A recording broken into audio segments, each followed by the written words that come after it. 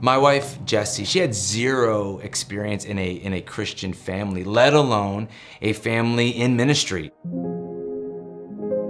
That was very challenging for her because really, in a way, as a family, we were spiraling. We weren't healthy, emotionally, financially, physically.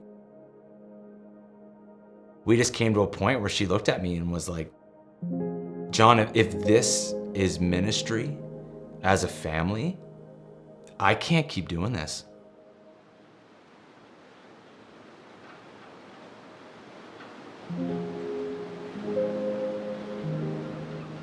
So I'm here on Grand Manan at Lighthouse Church as associate pastor looking after all things worship, eventually community groups, community life, all of that stuff.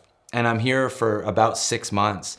And the lead pastor at the time pulls me into his office and just says, hey, listen, I'm gonna resign. And I just really feel at peace about putting your name forward. What do you think? Instantly when he asked me, my heart just broke. And I just instantly started to cry. And I said we'll go home and talk to Jesse and we'll pray about it and all that stuff. But I knew right then, there's no way I can say no.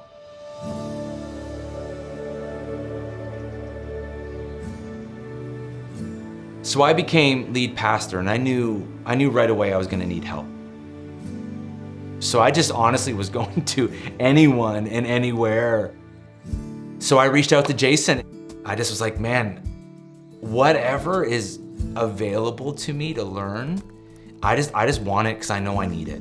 I'm on a journey of honestly rebuilding from the very ground, the very foundation up of what does it truly mean to pastor. He just said, funny you should ask that because we're actually starting something in the fall called the Incubator. He starts talking about this community of hungry pastors across Canada who want to be in community with each other, but then also ask the deeper questions of what does it mean to pastor? What does it mean to be the church in Canada? And what is burning in God's heart for us that we need to hear? And I just said, okay, so what do I need to do to be in that? Basically, right? Like, that sounds great. When do we start, really?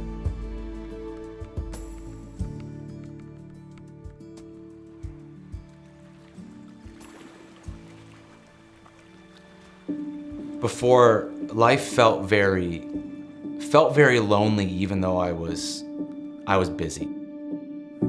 You can fill your life with activity, and it can at times feel, look what I'm a part of, and I am a part of this thing over here, but all of a sudden, you're driving home and it's just you and your soul, and it's like,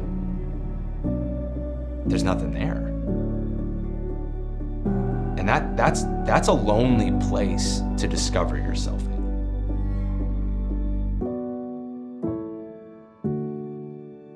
My definition of what being a pastor was had so much to do with rushing and achieving and making something work and fitting into somebody else's version of who John was.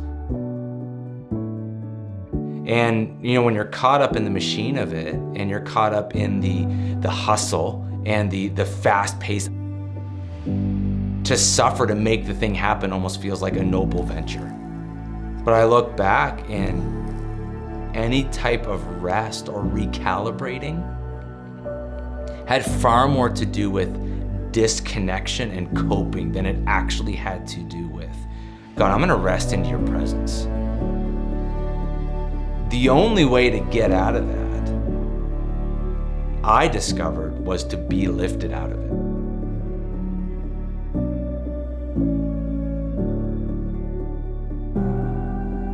I think some of the questions that before I was so scared to ask because I didn't know what the answer was gonna be, because it was gonna be too honest. It was going to too honestly call out the unhealth of my reality. For me to start asking those essential questions, with the incubator, with leaders on the Zoom calls, with, in text conversations after the calls, because there's a real friendships. It actually became a joy because you're doing it together. Something that Jesse said to me, I can't remember the date or the time, but I remember unpacking something that the Lord was doing in my heart with her. And she just stopped and she just said, "You're different." And man, it's hitting really hard right now. If you know Jessie, she wouldn't just say that. I think the best way to describe the contrast, I guess, of prior and then now is peace.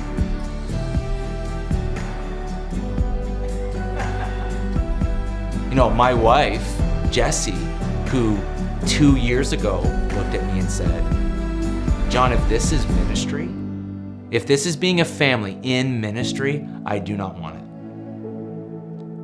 Now she's leading and partnering all things kids ministry right now, and her heart is alive.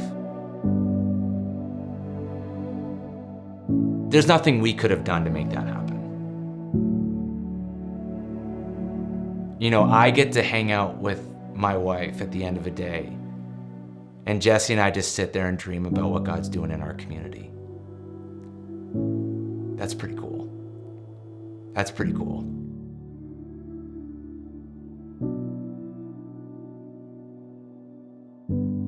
CCLN came alongside a family who knew what they were living in wasn't it.